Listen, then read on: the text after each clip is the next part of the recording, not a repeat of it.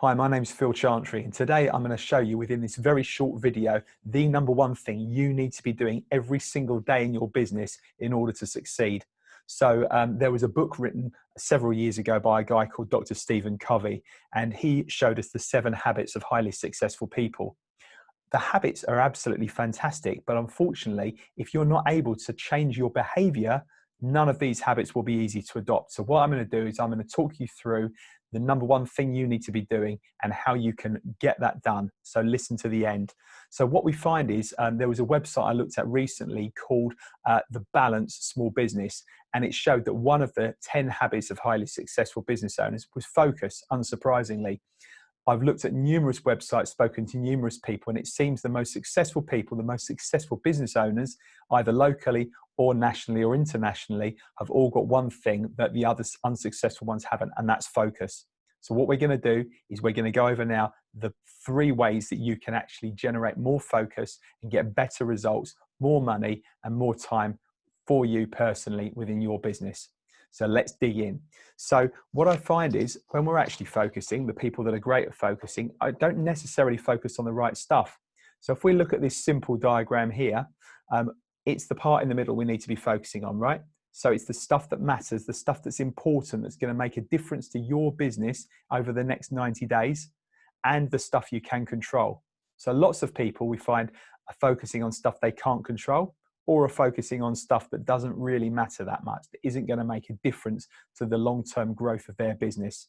So if we can find ourselves focusing on the part in the middle, the black area, the things that matter and the stuff we can control, we're going to find ourselves getting on with our business a lot quicker.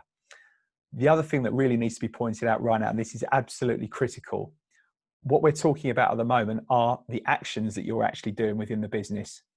So if we imagine ourselves as an iceberg, and above the water, are the stuff that people can see. So those are the actions that we've just been discussing, the decisions and the behaviors that other people can see, which is great. Unfortunately, below the waterline of that iceberg, the rest of the iceberg is what people can't see.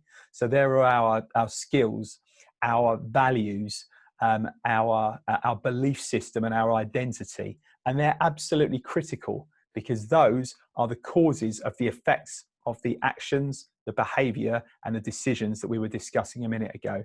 So if we can get that right, if we can upskill ourselves to be able to do the stuff that needs to be done, if we can have the right beliefs that are going to enable us to get that stuff done, if we've got the right values in place and the right identity, the chances are this stuff's going to get done. What we've found, though, is this isn't always the case. Unfortunately, sometimes we're not skilled enough to get stuff done. Our beliefs aren't right. Our values aren't in line with what we're actually doing, and none of this stuff actually happens. But what underpins all of this is our environment. So if you imagine, a good question to ask would be, do you behave differently at home than you do at work, than you do when you're at the pub or restaurant at a football match, for example? Of course we do. We all act differently because we adapt to the environment we're in. So is it possible that the environment that you're in right now isn't serving you well? So these are the 3 things I want you to write down. So grab a pen. Number 1, your environment is consisted of your physical environment firstly. So is your physical environment conducive to helping you? Are you getting interrupted all the time, for example? Are you in an office that isn't making you feel great? Are you working from home and maybe that's stifling your activity? Maybe you need to move into an open plan office or out of an open plan office. Really important to consider that. It's your physical environment. The second point to make is the people you're actually working with, the people you're speaking to and mixing with on a regular basis.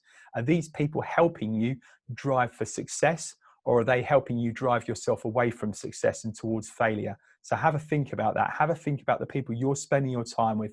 Are they helping with you? Are they helping you, and are they helping move you forward? And the third and final thing is, what are you reading? How are you improving yourself? Because if you're not improving yourself, you're just doing the same stuff over and over again and expecting different results. You might not like reading, fair enough. You might want to listen to podcasts. You might want to listen to Audible books. You might want to attend seminars or webinars to help you improve and grow as a business owner. If you're not doing any of that, then you're not going to grow. You're not going to get the stuff done that we've been speaking about. You're not going to be able to focus if your environment isn't right.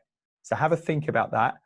jot down below in the comments one thing that you're going to do that's different, that's going to help you focus, changes to your environment that are really going to help you. Now, this is only one part of a 9-part strategy we use with business owners to help take their businesses from good to great. So if you want to find out more about how I can help you, then book in a call with me, click the button below, leave your details, and I'm looking forward to speaking with you. Thank you very much.